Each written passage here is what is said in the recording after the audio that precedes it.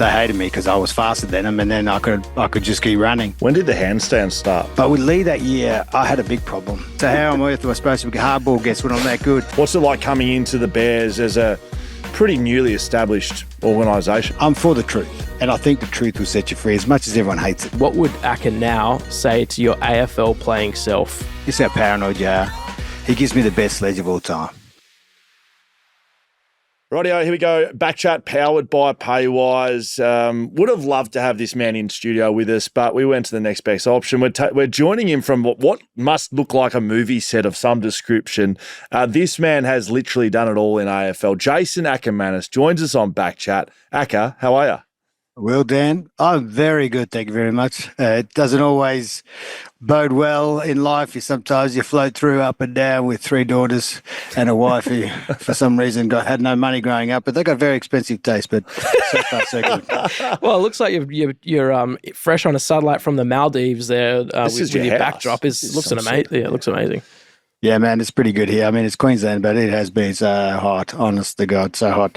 so much. I mean, I'm glad. Usually I'll shut it down for you here, but there's a bit of a breeze, which, when you've got 2 Tesla Powerwalls and 2 Teslas and a Chevy and everything else, and you're trying to run everything from whatever you need in the house, I tell you, I'm tight, but even the aircon's too much.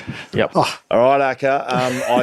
I'm just going to pull you back, but I don't know if you've been listening to BackChat at all. We've done a fair few of these guest interviews, but we always start with the same question to every guest we speak to on BackChat. We know you're a 3-time premiership player, All-Australian, Brownlow medalist, goal of the year, man of the moment. We know that you can play footy, and we're going to talk about some of the great memories and maybe some of the not so great memories of your AFL football career very soon. But I want to know your greatest sporting achievement, thanks to TABtouch this year, not on the football field. We know you can play footy. We've seen it. We've seen the goals. I've played against you. We know you can do that. We want to know your greatest sporting achievement not on the footy field. I was a state flags winner for Jan Juck Surf Club, under 9s, state beach flag champion, down Const. 5 for 16 in a grand final in Chew Hill Cricket Club, under 12s, bowling leggies to 12-year-olds. I was 12 too. What do you got for us, Aker? Greatest sporting achievement? That's a good question. A really good question. Well, I think the only thing that I probably could say is I never played golf growing up because we had no money. I had my mum, Shona, God rest her soul, and my younger brother, Rory. So there was me, mum, and because we had no money, I could only ever, I think I found an old chipper, so I used to chip around the backyard, and I could putt. And I've always been one of the best putters, so I love my putting. Anyone that plays with me will say the same thing. In fact, it was Sam Newman that said, I don't think you realise how good your putting is. I'm like, I didn't even realise. And because I never played, I retired from footy. I was 33 and I got good enough to go to qualifying school, which was a big achievement because you have to be, back then it was under 3.3, your handicap. Handicapping is a bit different these days. It's not like the old days. You actually were, I think, better in the past, but I did 2, as in 2 up here in Queensland, the state of Queensland at Noosa, that when I did it in 2017 and 2018. I didn't get through, but you know what? Man, as Michael Jordan said, it's like looking in the mirror. It's the hardest game in the fucking world. It is so hard. And, to play against those guys off +4, I caddied for Zach Murray off +5 points or +6 now, so +6. These guys are unbelievable. Nowhere in my league I was off 0.1 at that stage, but that was pretty cool. And I reckon I didn't quite make it, but why would you? I mean, shit, the amount of time you have to spend just to get a paycheck, honestly. It was good. That would be it. Any holes in one? Yeah, I have one. It sits in my office there. Only one. It was on ironically, my wife had this, who can't play and is no good, got a hole in one on that hole, the same hole at Taguna number 2, little par 3. I was 165 metres that day. I remember it was the middle of winter. I think I hit a solid 6-iron, which you should. And then it kind of bounced and rolled. And the guy next to me said, that went in. And that was it. True it was. And true to form, back then I was only just sort of starting out and building my way. I think the next hole, which is not that hard, had a double bogey. So I gave it all back. Yeah. Mate, I want to strip it back a little bit. We know from your time at Brisbane and then the Western Bulldogs, but you're a Queenslander. You were born in Queensland. What's life like growing up for you? No, I was actually born in Mildura. So my mum was from Brisbane. She's a Queenslander, and she had moved down there with her husband, John Akermanis, who's where I get the name from. And then I was born in Mildura. So I had, and that's why I started playing footy at 5. I had hyperactivity, which of course back then they didn't give you anything for, which only last year I actually got the full diagnosis because one of my daughters, the middle one, says ADHD, which won't surprise anyone, but it certainly changed my life. But back then it was like, Mrs. Akermanis, nothing wrong with your son. Sure, he doesn't go to sleep, which I still don't. I probably only sleep 3 hours a day, which is horrible, so boring. And my mum was told in no uncertain terms that get him into athletics and sport, which was a great idea because, when your brain, as it doesn't with ADHD, doesn't make dopamine as naturally as everyone else when you need it. And so sport is like the best thing ever. So from 5, I was doing athletics, and 7, I was in South Mildura under 11. So we didn't even have, 7, 8, 9s or 10s. We had under 11. So played that for a few years, and Mum said, we're going back home. I'm going back to home. And I said, to be close to my family. I said, all right. And that was that. So I came here, and I think under 12s, 11 or 12s, under 10s, it was my first ever sort of under here, which was good because I could play my own age. And I grew up playing from there. So kind of good that I was in Mildura. But coming here was a shock. I never heard of rugby league, rugby union. We had 2 TV stations in Mildura. So, and of course, it is hot in Mildura. It can be brutally hot, but it's a dry heat, It's from the desert. But you come here, and we'd been here as kids, of course, visiting family. But yeah, that was it. That's how I got here. So you got picked up by Brisbane from as a zone player then. So you play your sort of teenage years footy. Was that hard in a state that's not a footy state in Queensland? Yeah, no, because you got to understand, I was a skinny redhead kid. So when I came to Queensland and playing Aussie rules footy, going up against, these big Polynesian kids and in rugby league and rugby union, super hard. And plus it hurt. I'm like, stuff this. I'm not playing these games. So Aussie rules for me was an easy thing, and I was very good at it, which helped. And I was very skilled. Thankfully, to my first coach in Mildura said, son, you got to learn to kick left and right. And not having a dad, they were my dads, my coaches. They didn't want to be, but they were. And then I suppose I played in under 11s. Under 12s, state carnival.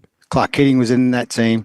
A guy called Brent Green, who was on the list, was in that team. A guy called Clint Bizzle and a guy called Hamish Simpson. They all made the AFL, but we were so good. It just happened to be, as it is sometimes, at your age group, you just have this super quality group. That was that. And being 11 that year, younger, Clark Keating and I, we see each other pretty much every day, and back home now, and our daughters go to the same school. Simon Black's daughter and my daughter are in the same class. But you can imagine being 11 and Crackers back then, Clark Keating being 198 centimetres now, we had 3 guys over 6 foot and under 12s. I'll never forget. I'll never forget one day, one of our 6 footers grabbed the ball against NT, and he just kicked the shit out of it. And the announcer was like, which he shouldn't have said, is holy shit all over there. Everyone heard it.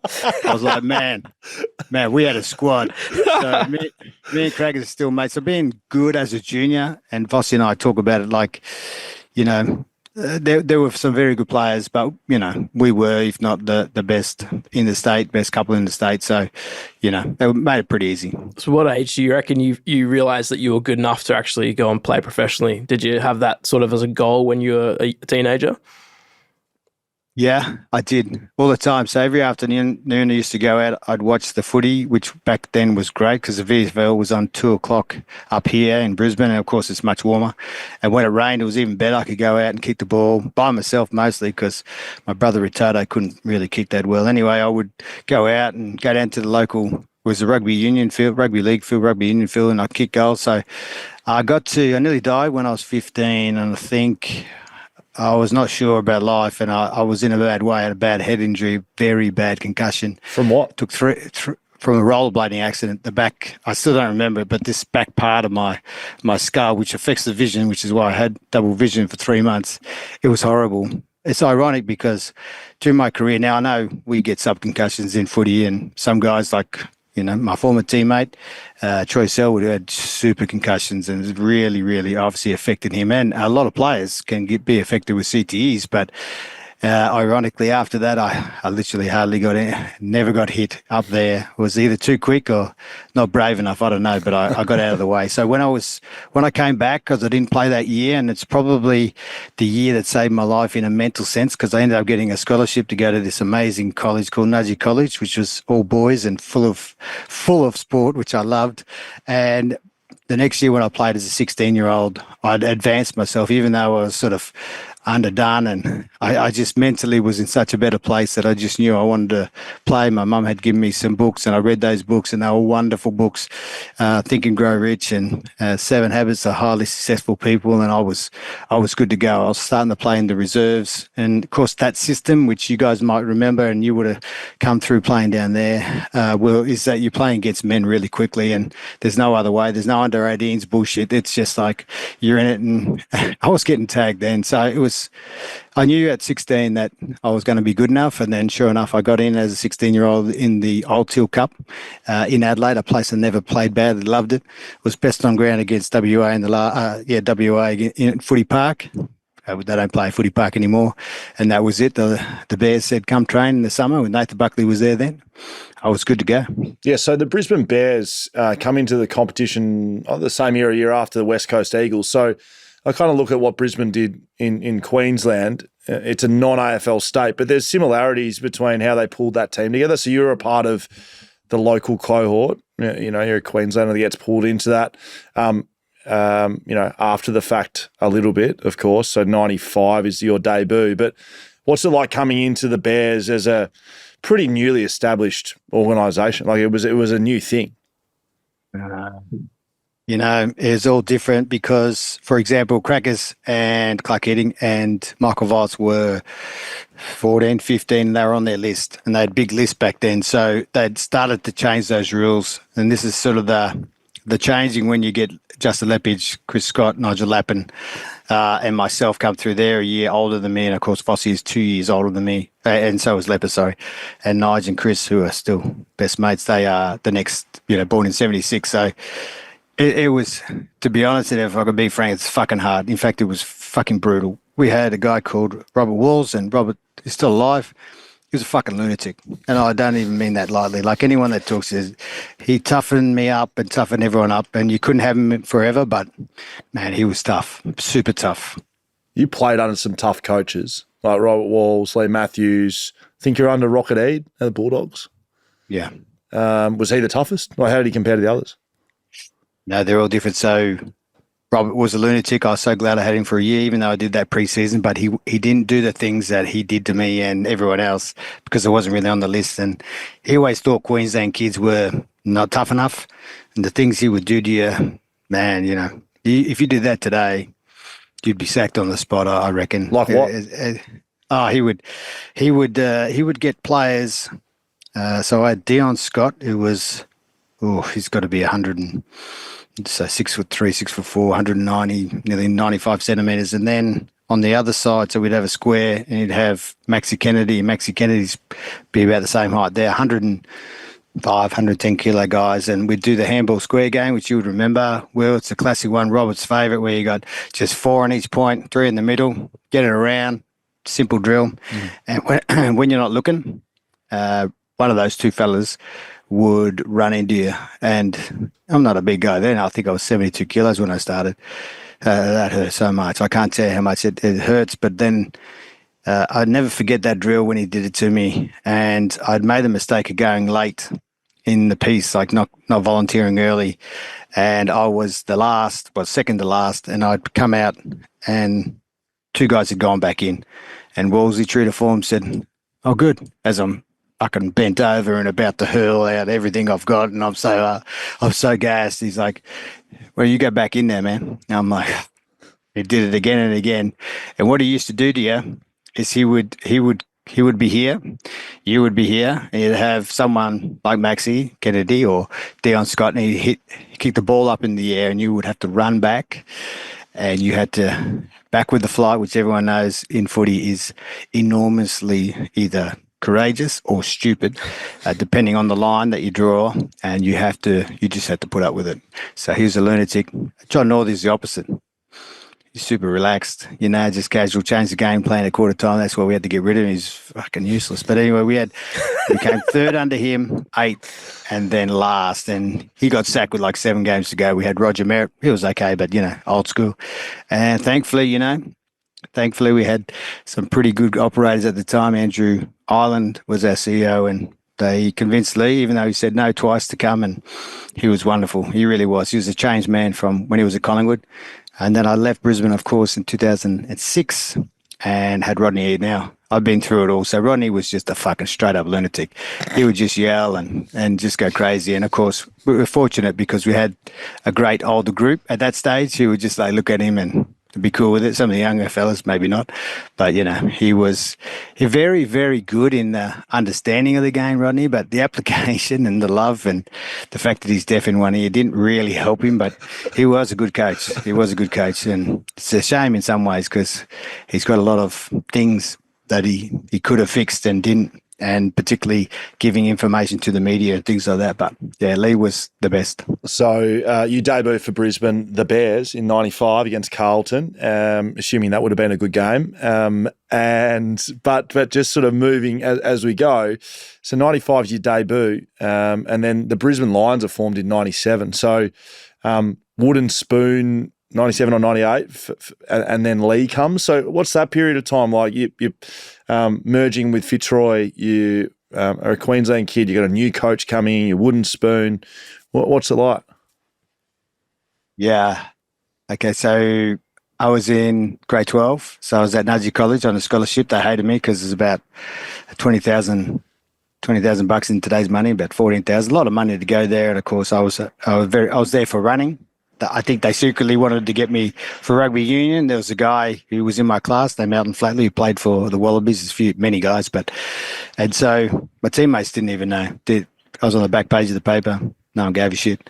We would go to Melbourne every second week, and that was good. But when Sweeper took over, John Northey, and we sort of went backwards, like we went third. Everyone thought it was great because we had half of this craziness and unbelievable toughness expectation of Robert Walls, and then you got John Northey, who's just like polar opposite. So first year, no worries, but of course the handover then it's all Sweeper, and we went to 8th. We scraped into the finals, had a good finals game that year, actually kicked 4, but we got rolled in the first week, and then it was so divided. It's horrible. So we had a lot of groups, and older players were over there. They weren't happy, and of course Sweeper was a dead man walking. When Roger took over, I'll never forget that.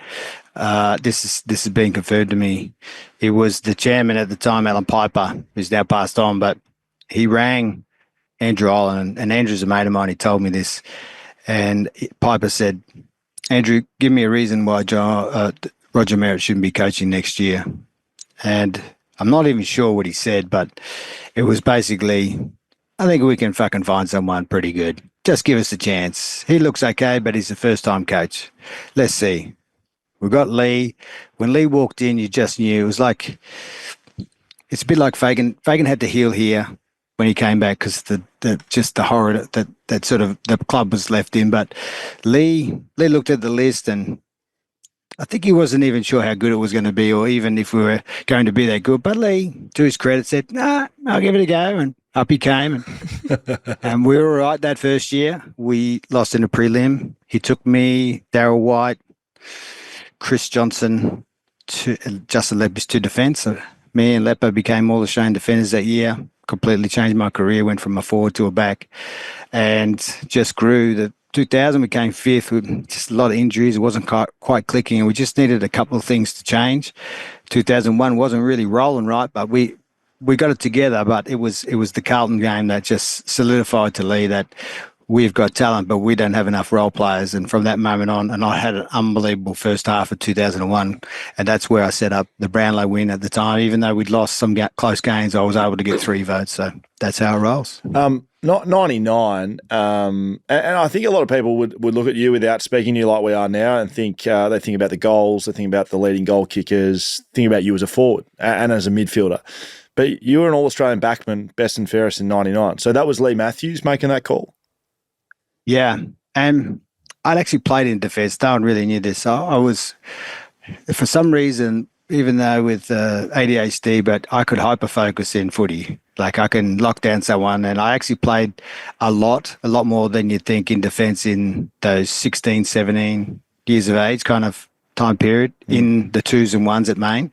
And so I was doing kick-outs. I was kicking goals from there too, but I sort of had a background. At least I knew sort of what I should be doing. So to go to defence wasn't totally foreign, but of course, you know, when you're like me and you got to take on Paul Williams from Collingwood, these kind of guys, and my main job, because of my speed and my repeat speed and endurance, which no one really knew how good that was, such a big advantage. I would have to always play on generally the fastest small forward, which were nearly always Indigenous. They hated me because I was faster than them, and then I could just keep running, which I loved. So that was a really good, and I think Robert Walls did try and do that with me and Craig McRae. For example, we swapped every half a quarter and tagged Johnny Platten. Like, so, you know, that was good. It was unbelievable for my career, but that set me up. And as I got fitter and better and more trustworthy, because no one knew this, but in 99, when I was that All-Australian defender, halfway through the third quarter, he would put me up on the ball and I'd destroy the opposition, open the game up with my kick goals. And that was brilliant. But over those years, 99, 2000, my engine grew and my body size grew where I could handle it. And that's how I got in the midfield. Did you head down back later on in your career at all, or once you were a forward, you got a taste and couldn't go back? I don't know. It's really what the coach wants. I remember one day we're getting flogged by West Coast at the Gabba, and I wasn't having a great day. And Lee said, "Okay, I got the call. Go and play on Ben Cousins." No worries, man. Ben's a year younger than me, so he came in the system after me. And you know, outside of the obvious, the drug taking and carry on, like even then he's at the peak of his powers, and he went down arrested full forward and I would tag him wherever, and I remember the ball was up the other end and the prick, he sprinted from the back right on where the square is, flat out all the way up to the contest, was in the back pocket, sort of at the, if you look at the TV at the Gabba at the left of screen, which is the eastern end, and then went to the contest, didn't get the footy, ran with him back. And like me and Ben, we know each other at this stage. This is like 2004 maybe. So we'd played together in Australia. It's not like we don't know each other. We're not mates or anything. And he's doing the old school spit on your palm, just wipe it on your shoulder, bump into me. And I'm like, you prick. That's how you're going to roll. This is how we're going to be. So sometimes you just got to, whatever the coach needs, you just got to do it. And I had to do that day. And I was Brownlow medalist. So I wasn't playing well. I ended up going down kicking a goal, but we got flogged, and yeah, Lee wasn't happy. I doing some research for this. There's a lot of Akermanis stories that float around. There's one I just wanted to float by you that I saw that someone witnessed early days. I think this is around like 99. You were playing Collingwood, and apparently someone in the crowd yelled out at you that you weren't getting any hard contested ball. They said, "Akermanis, get a hard ball for once." And you persisted to give them the double finger and flashed your ass at them at the time. Did that happen? That probably happened, yeah. I mean, the amount of trouble I got in because my ADHD brain how good is it for my brain? Stuff like that is awesome. But that's why I'll probably say crazy things in the media. I'd get going and give me a dopamine. I'm like, man, I'm ready to go. Let's go and go out and dominate the weekend. But I'd also pick my targets and knew what I was talking about. But yeah, hardball gets loose ball gets the famous story. But that was actually, inclined. I didn't even know I said it because, that's the shit you do when you've got a brain like mine. But in a meeting one day, and they asked Vossi and Blackie, we'd been beaten by Sydney about hardball gets loose ball gets. That's another good story. Give it to us. Oh, no, they say it. I didn't realise. And every time I go and I have to listen to it sometimes, and I'm like, it's not what happened. But so we get beaten by Sydney in Sydney, and Lee goes, I don't know. These numbers. And he puts up the numbers, and the average of Aussie was like, say, 7 hardball gets, and this week it's like 4. And Lee's like, what's going on? Loose ball gets as well. Brings up loose ball gets, and they're like usually 3 or 4. They're like 1. And then Fossey goes, Lee, honestly, I thought Blackie would do it. Like he's usually, sometimes I might drop away and he picks it up. Next minute brings up Blackie's stats. Blackie, it's like 8 or 9. It's like 3. What's this? Loose ball gets same, 5, 6, and 2. Blackie's like, well, Leo, to be honest, I actually thought Vossi would do it. Now, remember, this is them telling the story, which that bit is true. Anyway, he gets to me and he goes, Macca!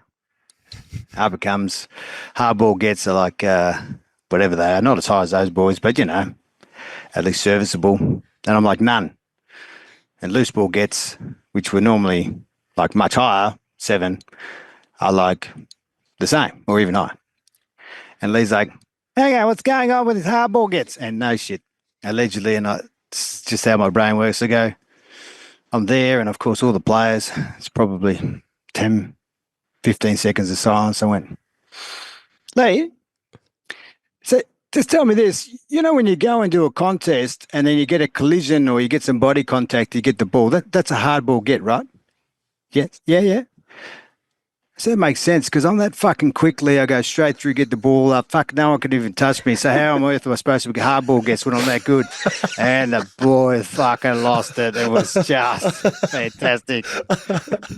That's very good. I like that story. That is a true story.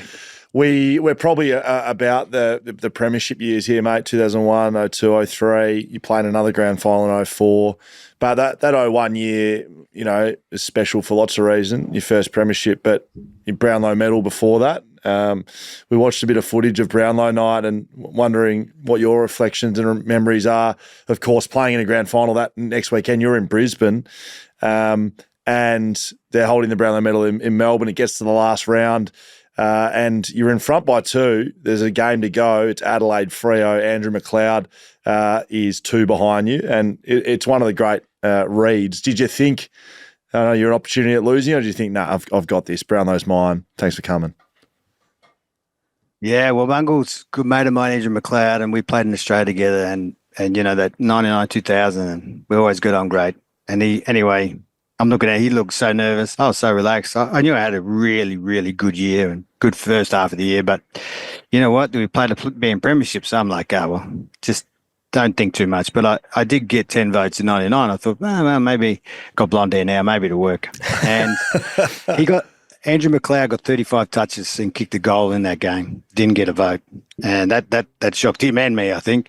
But the game before, in round 21, in Geelong, I dominated, played well, got 3 votes, but my tagger, the guy was on me, David Clark, I think his name was, got 2 votes. I went, the hell's this Brownlow thing? Are you sure?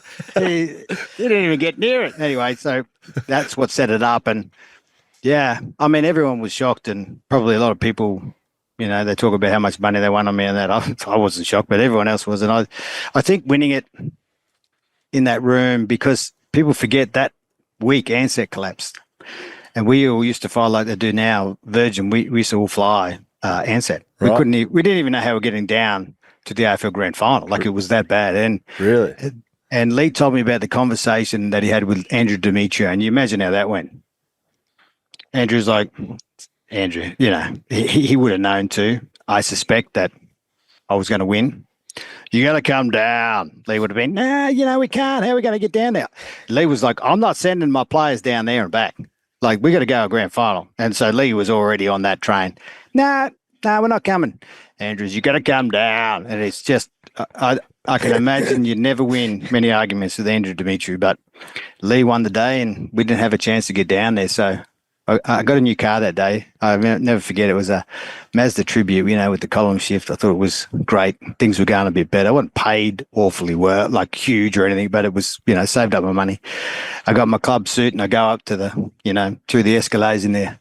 The Akermanis room it was called Legends Room back there, and I sat down and all of a sudden halfway I was leading and ended up winning that.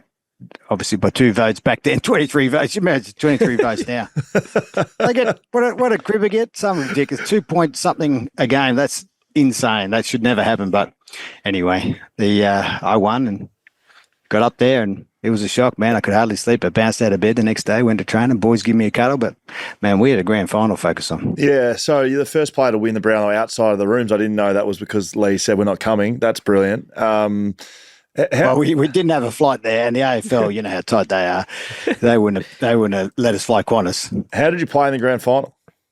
I was okay. It was okay. Kicked the goal early, but not the way I wanted. The back half of the year, I'd sort of, I don't know, Will, you know what it's like when you have a great preseason and you really do play well early. I wasn't a March champion. I just played well, probably, and I just dropped off. I was cooked a bit, but the grand finals were all right, 15 touches, a couple of goals. It was all right, but we won. And I kicked the last goal in the game in both the years of 2001, 2002. 2002 was a bit more important, but yeah, just to win that, it's not a monkey, it's like a gorilla gets off your back. You're like, this is so good. And Lee would always tell us what it's like. He said, you can have all the money in the world, but you become a premiership player and you can go anywhere if you want. You add another zero, doesn't matter, but they can't take it away from you. And he's right. So that was pretty cool. Not being high and mighty, but I think some people look at the premiership years for you guys and people that haven't won a flag go, well, they had great talent, and you did, right? Yourself, Voss, Black, Lappin, all of that. But where do you sit on where that success came from? Was it your talent, or was it the connection of your group? Was it the drive? Like, what made you guys good?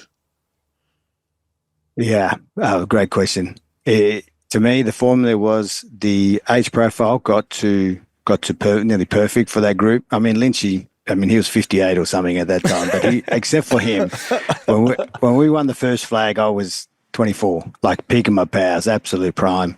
So you got Chris and Nige, and like they're 25, and then Fossey and Lepo 26. So that we also had the good young players come on, which of course Lukey Power, Desi Hedlund, we had Craggers Bo McDonald, and then of course you get Martin Pike that comes over, who was wonderful and great for our team, and Mal Michael. Mal Michael, we swapped him for Jared, the big D9, Jared Malloy, and man, that just everything just worked.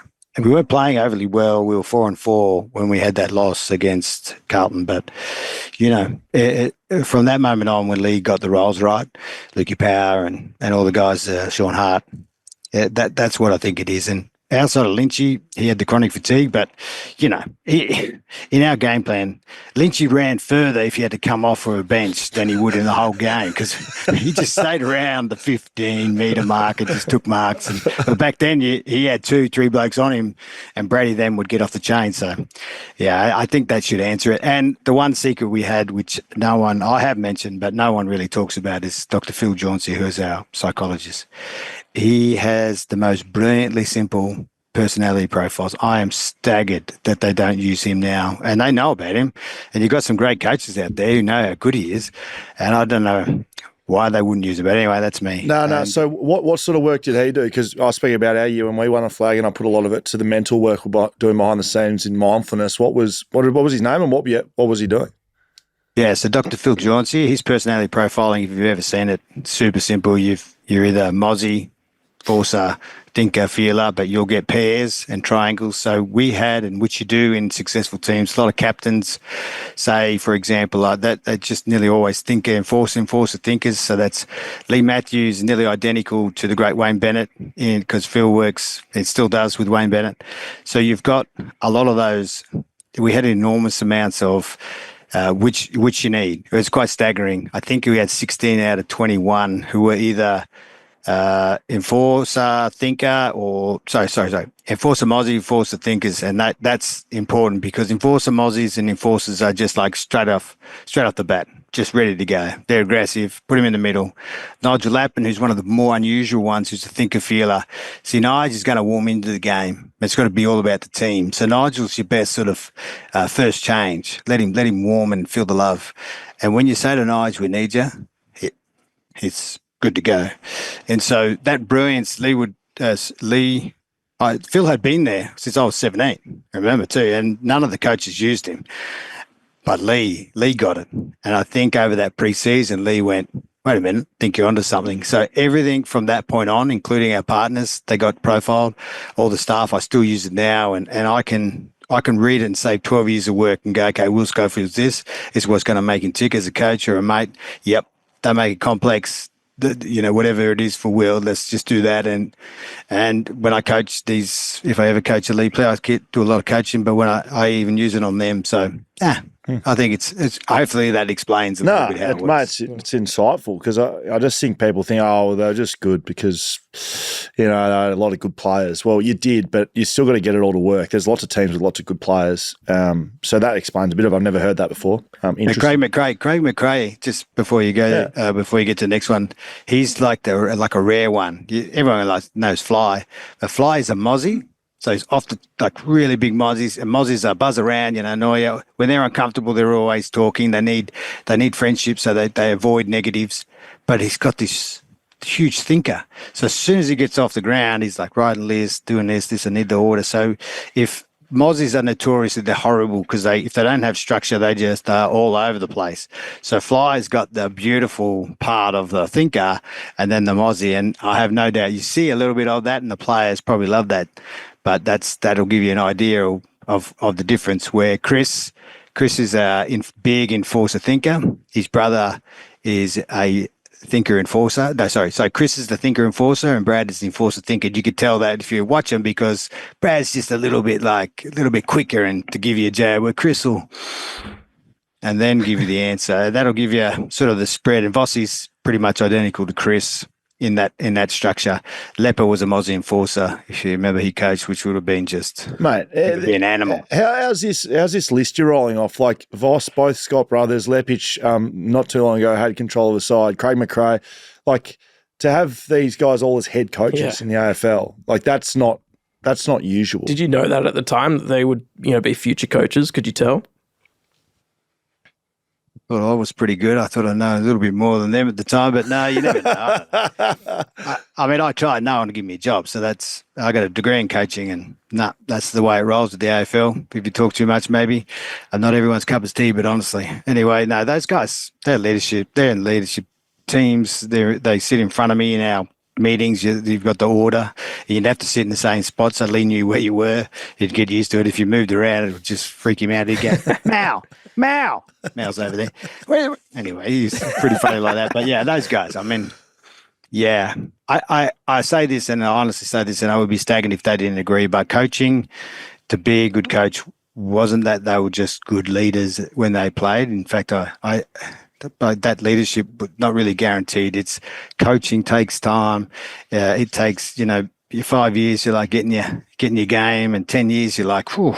And if you don't understand how to use the team, which Chris, for a long time, he'll tell you how selfish he was. He's like, I'm not having kids. Like, now he's married with a daughter, and who knows how many. But, things have to change and you have to grow. Coaching is not just like cookie cutter. It takes a lot of work. So to those guys' credit, they put the time in, and Fly did every job in the AFL, really. And before he even thought I said, mate, go for the Collingwood job. He goes, nah, profile's not high enough. I said, I'm not sure that matters. And he was like off the charts good. They loved him from the start. So, could you tell us about the pilots around that same era? Apparently, pilots flying at a lower altitude. I don't know if it's just like one of those stories that's gotten more mayo as years go on, but was that a legitimate thing? Were they defying what you meant to do in the air usually? That was amazing. Yeah, you couldn't make that up. I know Mick Moldhouse tried that years later, and they said, hey, Mick, piss off. But back, so in Brisbane, not far from where I live, there's a guy called Don Lim, and he was a captain of, what were we flying? Qantas, whoever. No, who were we flying back then? Anyway, he was the captain. And it was quite funny because you just so we had Victor Popov, the world's greatest physio, and Peter Stanton. Like, they're amazing. Olympic standard, unbelievably knowledgeable, super physios. And the doctors and the team they brought were all about maximising performance. Now, remember, we were getting, like, it's hot up here. So we were the guys that invented, which was legal until Andrew Demetrio, because he's so smart, said, that's a bad look for the game. Yeah, sure. Okay, you put a needle in half time and you put your, just saline solution. Our injury rate, which the AFL would kill for today to be so good, went from like whatever it was in the second half per average was something ridiculously bad, which most teams have, but because we're in the heat, to like zero. It was brilliant. Anyway, those guys got together and said, right, we're flying all the bloody time. We've got anything we could do. So, well, one of them goes, I went to pilot school, as I did, and they said, the partial pressure of the plane at 36,000 feet. Well, if we just fly at 20,000 feet, that's like basically just being up on a small mountain just here in Brisbane. Thought that's a great idea. We should ask. Hey, Dom, what do you reckon? It's going, well, it costs a lot more money, fuel and that. But, huge Lions fan. His boss, huge Lions fan. The big boss, huge Lions fan. Guess what happened? We're flying at 20,000 feet. And we did that. We did that for as long as we possibly could until it couldn't be done anymore. So that's how it happened. Wow, the aviation bloody authorities get a sniff for it. There's a couple of moments in grand finals, mate. Like, you're a big game player, which I loved as a footy fan. And, a couple of moments from the flags. One that that I was looking at before we chatted to you was the Lynch, who you've called an old man effectively, and Daryl Wakeland. You were right there. And I wish I wasn't. I just wonder what you were thinking. What the fuck was going on with these two blokes doing a boxing fight at the top of the goal square? Was there lip before it? Like, how did they even get going? I shouldn't say this anyway. I'm geeing Lynchy up during the week.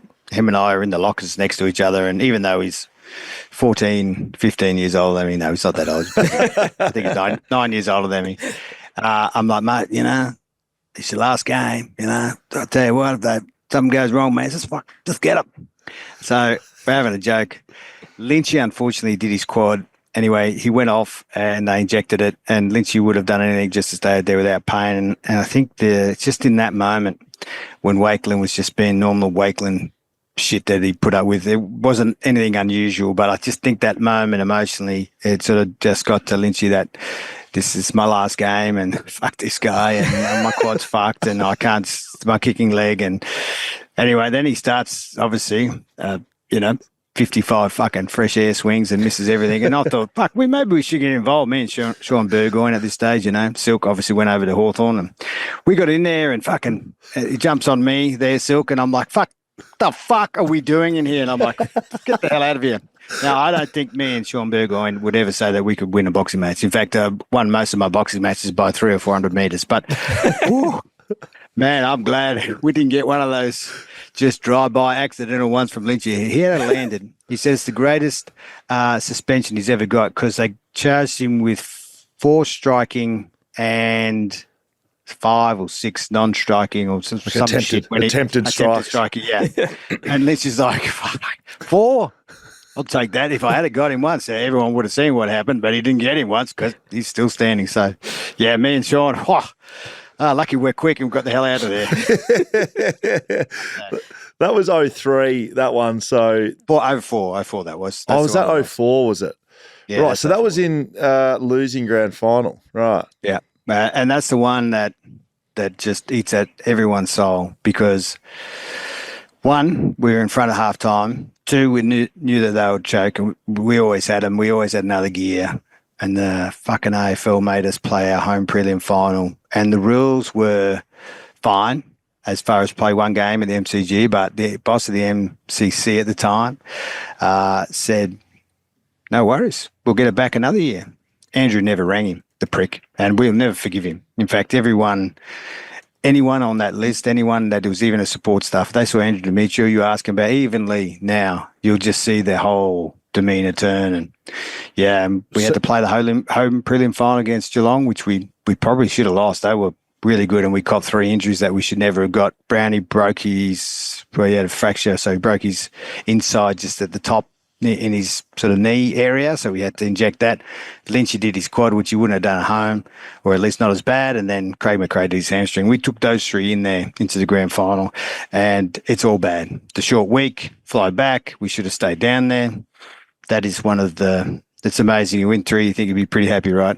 But we had a chance for history. I don't know how. If you play West Coast, you play Brisbane, and West Coast is worse, obviously. But when you have to fly like we do and how fucking hard it is, and what they did, all because a couple of the coaches said, no, it's a bad look for the game. And that came from Bomber Thompson, who ended up winning 3. I'm like, mate, stick it up your ass. Are you kidding? Like, you're at Geelong. You play a home game up the road. And if you're in Melbourne, You play away games at your home venue. I can piss off. Still eats me up, that one. Well, it's outrageous. If that happened now, like put Brisbane or West Coast, like Brisbane off the back of a flag, to play a home prelim at the MCG, if that happened today, there would be, I put it over here in Western Australia, like they would storm the state. Like there would be absolute outrage. I don't actually think it would happen. No, it wouldn't. And, Andrew, being Andrew the way he was, unbelievable deal maker.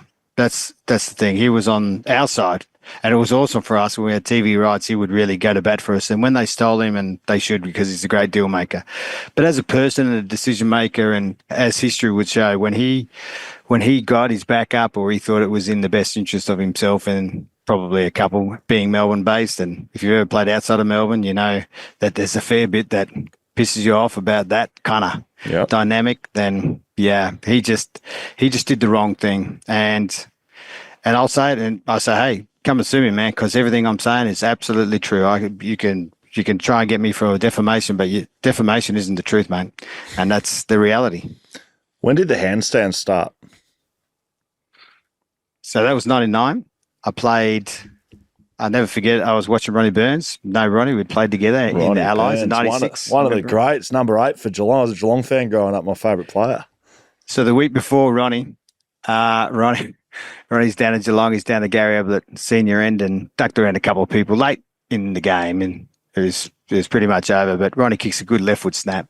He starts running around the boundary lines, which is, if you look at the TV screen, it's over in that corner. So he starts running around, and Ronnie aeroplanes, and now he's feeling so happy about himself, decides to do a cartwheel.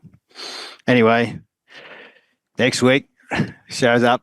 We're playing Geelong, and I go out there and I'm playing Ronnie. I say, Ronnie, how you going? It's like 30 meters away. And Ronnie goes, mate, we got a problem. And I'm like, yeah, what's that, Ronnie? This is as I'm walking towards him to start the game. He goes, well, at the end of this game, brother, I am going to still be in my side, because I'll get a game next week. And he goes, but I'm not so sure about you. I said, all right, brother, no worries. Anyway, kicked 3 on him from the back line, had 27 touches or something. After the game, I'm like, thanks, Ronnie, thanks for the game. He goes, you're deadly, brass, fuck off. I said, well. And, of course, I go around to thank the crowd, as we did back then, because we weren't sure they'd come back. And I go down there, we're at the eastern end there, and a teammate of mine who was giving me a lot of grief at the time, wasn't particularly happy with, goes, hey, Acker, why did you do one of those cartwheels? I said, thanks, Leper. Anyway, I went and did a cartwheel, and everyone's like, what the hell was that? And they actually caught it on vision. The following week, it was so hot. We played Sunday games back then at 1 o'clock. It was 21, 22 degrees, not hot for when you're sitting in the crowd. But when you're playing, it's so hot. It's not like summer where it's super hot, but it's hot. And after the game, another 3 Brownlow votes, and I'm thanking everyone. I'm so sweaty. I'm so gassed. I went over, and honest to God, I tried to do a cartwheel, and I didn't even get halfway. And I did this stupid handstand, and that was it. I was like, that was easier. Maybe we should do handstands more often. And it stuck. I'd only do them home games, and I know all my teammates weren't on board, but to their credit, they knew it was me. They understood. They saw me as 16, 17-year-old. So they knew what I was like. They knew I could be a little bit outrageous, and they were on board. Now, it was so funny. A couple of years later, we're playing the game at home, and Lee comes up to me before the game, and I'm looking a bit anxious and nervous. And he just said, I want a handstand today. And I was like, righty, yeah. Lee Matthews wants a handstand. I'm going to give him a fucking handstand. That's that. That's how it rolls. How recently have you done a handstand? Are you still rolling them out? Yeah, I have a gym just behind here it's actually a proper gym, and I don't know, I just like doing gym because I like to be strong and healthy because, when you get old and stuff. But yeah, I do a handstand push-up. But a handstand, like, yeah, we roll them out whenever. But yeah, I can't remember the last time. My girls always do it because they did gymnastics. They're like, Dad, you're doing it all wrong. Your technique's wrong. You got to have your shoulders. I'm like, piss off. I'm just strong. I'm going to do it. So yeah, it's been a few weeks, though, probably a few months. Do you get people on the street just asking for them? Like, I imagine, like, they're asking you to do the goal celebration thing with your hands and your head. But I don't know. I imagine if I saw you in the street, I'd ask for one. Give us a handstand. Would you do one out in public if someone asked for it?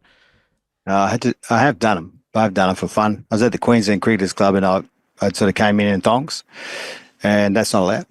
And so Lockie Fernal, who's the CEO, he comes over and said, "Mate, you can't win them. Yeah, it's Queensland Cricketers Club." I said, "Sorry, mate." He goes, "I'll get you some shoes." Anyway, for punishment, he went and grabbed the mic, and it's after the game, so they're all pissed. And Jason Akermanis, the ambassador. How you going, Aker? Great now. You did wear thongs, mate. So I think as the crowd would ask for, I think it's only just that you do a handstand. So I did a handstand. It's not that fucking easy when you're wearing a shirt, let me tell you. But I did it. It's actually one of the better ones I've done. It's not easy to do straight off the bat. It's so funny when people come to me and they say, "How the fuck do you do a handstand?" And I get I tried it. The blood was rushing to my head, and I could hardly bloody focus. Thought I was going to faint. And I'm like, "Yeah, good question, but you get used to it, and you got to be strong. It's the ultimate test." You know the old will, if you do handstand push-ups onto a wall. Apparently, that is the measure of upper body strength for males. Even though we have so much more than females, because there's so much, unfortunately, weaker in that area. But yeah, handstand push-ups and like 6 or 8 of them. Oh. Apparently, you can do that. You're strong. I've never seen you do one. Oh, I tell you what, I'm at 0 at the moment. I tell you right, I'm about to swim to Rottnest and shove up your ass. Aker, as a Geelong fan, 2005, I'm a Geelong Nuffy, right? And no longer, but 2005 is peak Geelong Nuffy for me. I'm 16 years old, want to play AFL, watching every game. I tune in, the Gabba, it's pissing with rain. As a player, I used to hate playing in Brisbane, the shitty away change rooms, but I'd turn it on. You blokes are playing Geelong, my team, right, Dan? Yes. Go Geelong. And in the space of 30 seconds, I see 2 of the greatest goals of all time. And as a fan, I would have turned it off. I said, this is bullshit. That Geelong's done and dusted. But now we have you here, mate. You've got to tell me about it. I would say 30 seconds of the greatest football of all time. You're getting clearances at the time. You kick a goal from stoppage in the forward pocket. You go up back to the centre. You get the clearance. You run down. You get a nice little handball over the top by Simon Black for another one, a better one, and give it the old monkey see, monkey do. Tell me about it, because I hated it as a Geelong fan. Yeah, it was just, it's the game of games. For me, playing in the wet, I love the wet. And a couple of times we had a grand finals wet, I'd actually got injured, ripped my adductor half off the bone. Oh.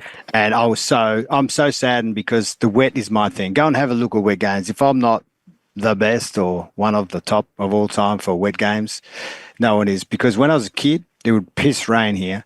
Where are all the kids in Queensland? Inside. Where am I? Outside, still warm, always kicking the footy, always working on my goal craft. I just loved it. And of course, having ADHD is probably no good to be inside. So that was my thing growing up. That game in particular, I remember it was wet. There's nothing special. We're rolling along. We're pretty good. 2005, we're in the grand final the year before. We lost. I had 5 goals that game. Kick one early. It was about from 60, but it sort of skidded through, which you can do because when it lands flat. And I was making some tackles and doing a few things. And the wet's my thing, so it's not really like that much. And I remember third quarter comes and he takes me off for a rest. Why would you do that, man? I'm fucking dominating. Anyway, I go off. I have a couple of minutes and it's my turn to go back on. And the sequence of that's the end of the quarter where those 2 goals start. And I was angry because I was taken off. But, of course, that sequence of I think Shannon Burns early was on me, and, of course, that broken tackle, then I kicked the goal, was a snap. It actually, probably today with the goal sort of reviews, it might have been sort of right on the line. It might be a point. But anyway, back there it wasn't, so it's a goal. Snaps in the wet aren't easy to do. I don't like to do them. I'd rather kick drop punts. But then the next sequence came, and then I'll never forget it because you're sort of running through, and I'd gone back to the middle, and everyone's sort of shaking their head. I've kicked a few of the dubs. It's not like I'm playing bad. And I think even when I see the footage where he goes, Ash McGrath, this is like Ash McGrath's over to Blackie. Blackie handballs it to me, and I'm like, well, fuck, I just fucking kicked 3, mate. Just here's another one. Give him another one. I'll say, you kick it. No, just fuck it back to me. Who's Lingy's on him, and Lingy was giving him a hard time because he's such a big, odd, 190 centimetre body, and he gives it back. And now I'm on the boundary, and when you're on a roll, I've just got to have a ping. I'm like, well, just have a go. And she sailed through it. I think the celebration, there's nothing. The only thing I tell people is I used to watch the EPL. There's a guy called Eric Cantona. I used to love Eric. He was a freak. His celebrations weren't as good, but one of the things you ever see highlights of Eric Cantona, you probably work out why. That was in my head. Kick the goal, and then I'm like, that's the celebration. Just I've got to do that. That was it. That's how it went. So good. You were BNF that year, 2005, but you moved to the Bulldogs in 07. So I know it's probably a podcast in itself what that was like and what happened there. But I don't know. In summary, what's the exit like from the club that gave you the opportunities? You clearly have great relationships with your former teammates, with your coach Lee Matthews. What's the exit like in summary, and how do you reflect on it? Yeah, it's really simple in my mind. Even then, like I was always could be a little bit destructive with probably just more my brain. It's not a calm brain at this stage. It's not medicated. It's not like a normal brain should be, where the hemispheres are working at the same speed. They work at other speeds. So I was always known to just sort of say things I probably shouldn't because I'm thinking it. But with Lee that year, I had a big problem with him. I always took ownership that it was me. It was me that caused all the problems. But my biggest problem with Lee was he was a super coach. He worked so hard. And then that particular year, 2006, when I got sacked, he's hardly a trainer. You never saw him. He's doing cashies. He's doing gigs, doing breakfasts, lunches. That pissed me off. Like, it fucking pissed me off. And eventually, a few other issues, like maybe my brain made sure I probably wasn't the leader I should have been because I couldn't be calm enough but I deserved the leadership roles. And Vossi and the other leaders were all retiring or injured and they're moving on. You know, I deserved a captain. There was a game I should have captained. The fucking no-brainer. And he didn't pick me and I was fucking pissed. Super pissed. It's a fucking bad decision. And I reckon that was the end of it. I played a game in North Melbourne down at Marvel, which is Marvel now. I think I kicked 3, top 2 or 3 for us for the team. I got sacked that next week.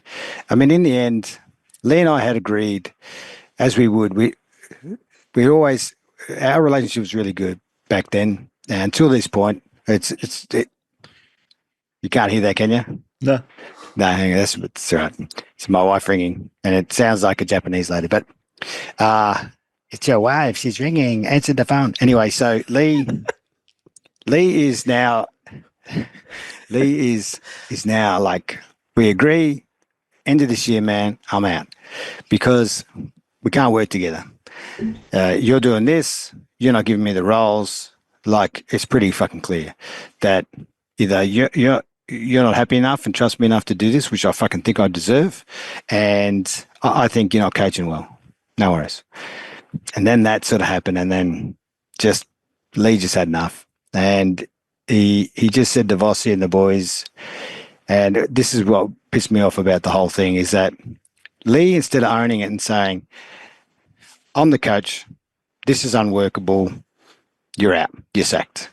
What he did was he went to Vossi and got the leadership group and said, Vossi, when are you going to stop letting Acker shit on this club and you? And he made sure it came from them. Like, the decision looked like it came from them. And then when they had the meeting with all the leadership group. And because, they're all my mates. I got their number. And I get the message that it's unanimous, because I obviously had some coaches in there as well who I'm very close with. I'm like, all those boys? Even in my brain, I'm going, fuck, that can't be right. And by the time I'd sort of gotten around to all of them, it wasn't. But, I don't want to be, I'm for the truth. And I think the truth will set you free, as much as everyone hates it. But don't fucking go and say I was, it was unanimous, when my teammates were like, we understand, Lee, but mate, you're making the call. Obviously, it's a majority. And I was happy, don't get me wrong, that I was going to move on. But the way it all happened, I'm like, come on, man. But that's footy clubs. So where do you sit right now with all of that? Are you speaking terms, or is it not? Never was that? Are you mates, respect? Like, where is that right now? Like, as you sit, Jason Akermanis. It's all good, The passage of time, I healed that shit. We have coffee all the time. Lee, I can't have coffee by myself with him for some reason, but if I drag crackers and Blackie and Lynchy, which we do, he's always up for a coffee. So he's getting older. He's 73 or so, 74 maybe this year. He might even be 75, but he's not as he's still super sharp, and he's always great to talk to. I had Crash Craddock, who's a famous writer up here for cricket. He came and joined us one time because it's around Hendra where the other boys live, and he came over from where he lives at Balmoral. So, yeah, it was cool. It's cool. It's good. And I think to Lee's credit, now I say this, I'm sure he'll never say this publicly, but I think after he's retired and finished, 10 years go by and he's been in the media, and as any coach, you know that you're not that good without talent. And I think Lee realised that, I had some talent. And that talent won me 3 flags as well together. And it's a group thing, I know, but I think Lee is more grateful as a human being that he has us in his life, where when he retired, I think he was like, I'm just a great fucking coach, man. And now I think he's like, nah, I had a super, super, super team. So how did you feel about Brisbane winning last year? Was that good seeing a team that you used to play for, or, after you move on to the Bulldogs, you sort of over Brisbane? Yeah, no, Brisbane's my team. Brisbane's my home. I love Brisbane. Grew up here. My family's from here. That all finishes when you retire. Like the Bulldogs was good that 4 years. It's good to still play, and that, that has its ups and downs. But, over the next many years before I came back in 2020 here, so I'd been 7 years in Melbourne, 7 years in Albury, for work and coaching. So to come back here, be in real estate as a principal, but be close to my family and friends. I really miss my friends, which was it's hard to realise when you're away. And I was like, I'm just going to go home. And so Brisbane's, as soon as I came back, I'm a life member. I'm like, shit, I better get some tickets, better utilise them. I never did until that point, never once. And my girls, my 3 daughters and my wife, they would come, and the lines at this stage weren't as popular as they are now, but we'd get a box and they'd look after us if it wasn't a full game. And that sort of started it back. My girls were they'd moved around, but I'm like, you're a Brisbane fan, and they are, of course, now. And as that grew, I went and did some radio, which I still do for ABC, which is a miracle that I haven't been sacked in 3 years. And I suppose now just being and watching, and my mates like Dale Morris, who I play with the Bulldogs, coach there. There's lots of guys I sort of know in and around. I don't know a lot of the players as well as I could if I went down there and did some more coaching or anything with them. But I sort of know enough of them and met a few of them over the years. So, yeah, last year that sequence of games, holy fuck, when they beat that game against GWS, poor GWS, 3 unbelievable quarters against Sydney, get rolled, still so good, and then get rolled by Brisbane, and then that game against Geelong, and as I said, they could have gone either way, and they missed their chances because Sean Manor, I coached Sean, I took him to the VFL and let him free, and it's great to see him in the system because he's so talented, and he finally got there. Even he had a chance, and it was a great win. But once they won that one against Sydney, where they play so well in that small ground, I didn't think that flash in the back half of the year. I'm like, I'm not going to say anything. 24 is my number. I was born the 24th of February. I won the Brownlow when I was 24. I won a premiership when I was 24. Got married when I was 24.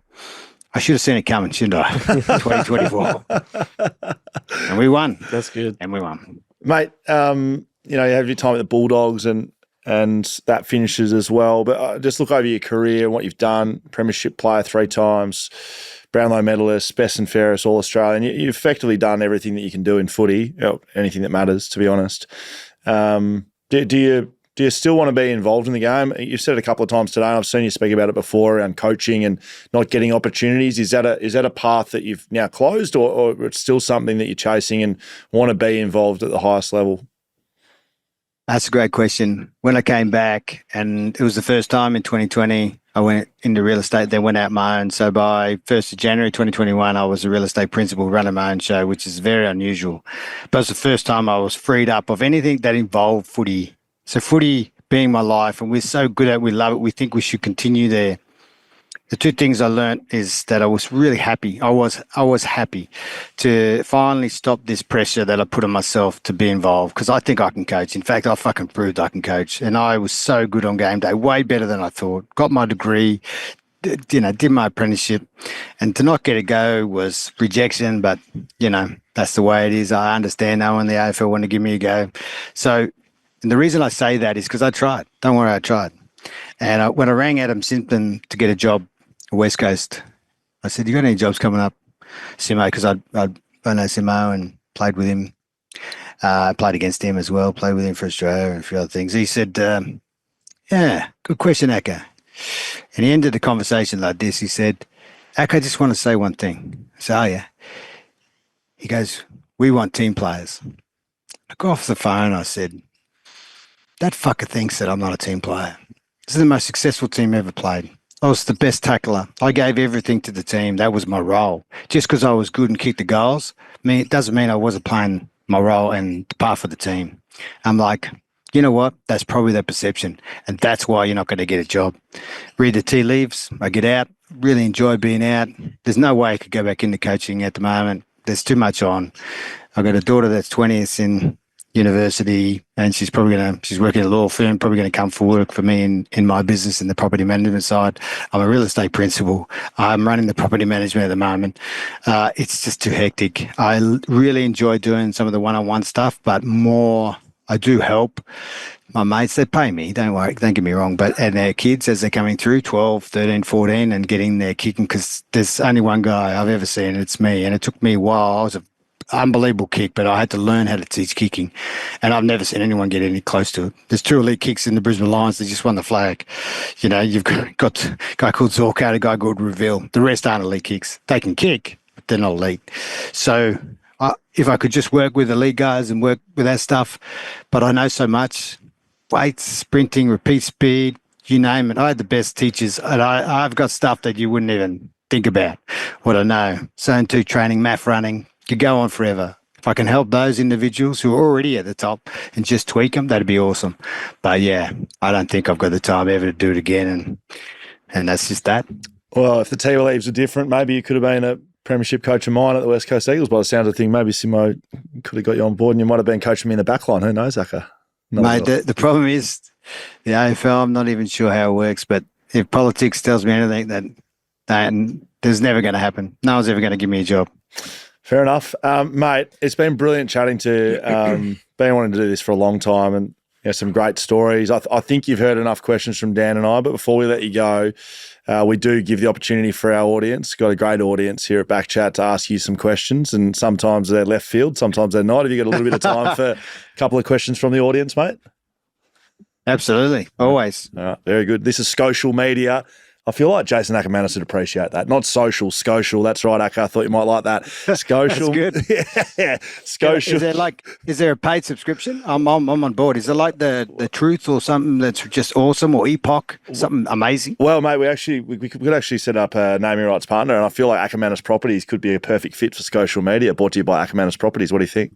I can think we can work something out. Or we could start a coin to go like, we're BackChat, maybe it's like Backcoin or something like that, if you're interested in coin doing chat. That. Yeah, coin You'll be able to do that, actually. It's good that you mentioned that. You can use the ZooCoin system and just bring it in. All right, well, I'm going to get to that. Right. Let's hear from the people. All right. You go for it, Dan. This is from Sunday Arbos. Which grand final win from that great Brisbane Lions era was the best to win, and why? I get that question a lot. The first was because it's the first one as a team, but as an individual, 2003, I kicked 5 goals too. Imagine if I kicked second, the fucking 2 I missed. 1 missed by an inch I played on, I shouldn't have. And the other one, it was actually went over the line. They said it was touch. So 2003, I love that game. Played it right from the wing, 21 touches, 5 goals too. That's a pretty good day. Pretty good day. This is from Mr. AJK47. What would Aker now say to your AFL playing self? Not much, man. It's pretty fucking good. I think You're pretty fucking good. I think he was all right. Just keep doing it. I think I had the best of the best of the. I was so lucky. I had the best physios. Obviously, from 99 onwards, I had the best coach you could possibly get in that era. I had the unbelievable teammates, and I had the best psychologist. So, I don't think there's too much you could say other than just. I don't know. I tried to get everything. You ask Michael Voss. Michael Voss will tell you I got everything out of my DNA. I could not have done any more, and I think that's probably the best compliment I've ever got. Great. This is from Gareth JC80. Former teammate that you couldn't get along with. Robert Murphy. I don't fucking like Robert. Robert is, and I've said this publicly, and I'll say it to his face anytime, and I've said it to his face. You know, he's just one of those blokes in your club that's just woke.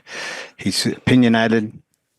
I just couldn't have him. And then when I tried to talk it out with him, which I do, like any issue I had, which I had, many players had issues with me over the years, including coaches. I worked there, just needed face to face, and Bob, man, he would run a mile. I just lost a lot of respect for him, and I say that he's probably a different man now. I know he did improve. Dale Morris, being a great mate of mine, said he improved a lot, and he was a great leader.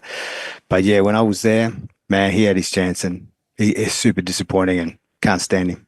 All right, Wardy _85. What is your wildest story from a postseason trip? Wildest? Can he just clarify wildest? Well, what's a postseason footy trip story that comes to mind? What's one that you like to roll out? My favourite one all time is first footy trip ever go on. Never been overseas. Fucking couldn't afford it. I save up my money. I'm living at home. My mum's still alive. We go over. We go New York, go up to San Francisco. The weather's great. Go down to Vegas. And we end up getting, I'll never forget, there's a guy called Darren Bennett who John Norley had coached. And he gets us seats in the end zone. And I've never seen an NFL game. Now, this is back in 96, 97, whatever it was. 96 it was. Or into 95. Shit. But anyway, first one. So I'm excited. We're there. Cheerleaders come out, sing all the time. So, of course, we're pretty fucking happy about life. And we go back afterwards. Junior Sayo was the franchise player. Unfortunately, Junior, God rest his soul, had CTEs and committed suicide. But before then, he had this big, unbelievable brick building. And we're like, and Darren's looked after us. We roll in, get out. You go in the doors. We're dressed okay, so at least we could be in there. There's a humidor. We go upstairs. There's like a long sort of area. We sit at this long table. No shit. I'm sitting there. I'm underaged, so I've got a fake fucking ID because 18 we could drink here but not there, and I'm just making sure I'm on my best behaviour and drinking and carrying on, and I noticed out the window because I could see out the window there's this long stretch limo. It's America. Man, how good's this, Love the big cars. I got a big Chevy. I love it, even now. Anyway, didn't take any notice of it after that. Just thought there's a limo. Probably limos everywhere. No shit. Everyone's dressed. Everyone's dressed up. Girls look great. Boys, the fellas look good. Up comes the stairs in a fucking tracksuit. Charles Barkley. I'm like, that's Charles Barkley. Charles, no shit, walks straight up. The next table, right next to me, like right there. I literally can touch him. I'm like, that's fucking Charles Barkley. And the boys are like, yeah. And this is where it gets real cool. I'm sitting there. I've got my stupid, back in the day. It's not like today. Geez, people are lucky today. You got cameras, you get filters, you fucking do anything. You can pretend to be there. Back then, I got my camera, and I'm like, I'm not fucking going to take a picture. It's Charles Barkley. I don't want to get mad. It's Charles Barkley. No shit. Crackers, Clark Keating, he'd been downstairs to the humidor. He got this big fucking Cuban. Anyway, didn't really think about it. You could only smoke downstairs. But, of course, there's this huge, this size Zippo lighter sitting there, and Charles had been carrying on and smoking the shit. And, of course, all the ladies around there. Crackers, all 198 centimetres, gets up. He had a few to drink, Crackers, and this is not a normal Clark Keating thing. No shit. He's like, no one here's got a fucking lighter. Goes over. Charles is sitting down. So he's right here. Big Clark. He bends down. He goes, hey, Charles, how you going? And he looks up and he's like, he's sort of looking at him really strangely, like he knows him. So we're all looking like going, oh shit, it's going to happen. And there's like no security or anything. And Crackers goes, can you light my cigar? And Charles goes, yeah, accent, sure. He looks up and he goes, I know you. Crackers is like, no, I don't think no, you don't know me. He goes, I know you. And he's like, I'm telling you, you don't. Turns out Crackers is the doppelganger of the guy that Charles Barkley was in college with in the same room. Identical. Now they're fucking arguing about that they know each other. And Crackers, who's the nicest, sweetest man of all time, is like, no, I'm really sure that we don't know. Just like, damn, man, I know you. They're like getting up. He's trying to hug him. He's like, fucking light my fucking cigar. It was so awkward and shit. Eventually they'll work it out. He goes, oh, you Aussies. Oh, yeah. So he's happy. Anyway, we keep drinking. Then he disappears. Meanwhile, Crackers has continued to, these fucking Cubans take 35,000 minutes. Security comes up. I think might have been the manager. Goes, hey, can't do that here. So what are you talking about? Guess, humidor, or you're out. Crackers like, Charles Barkley was just there smoking. He goes, mate, that's because he's fucking Charles Barkley. Now get the fuck out of here. That's a ripper.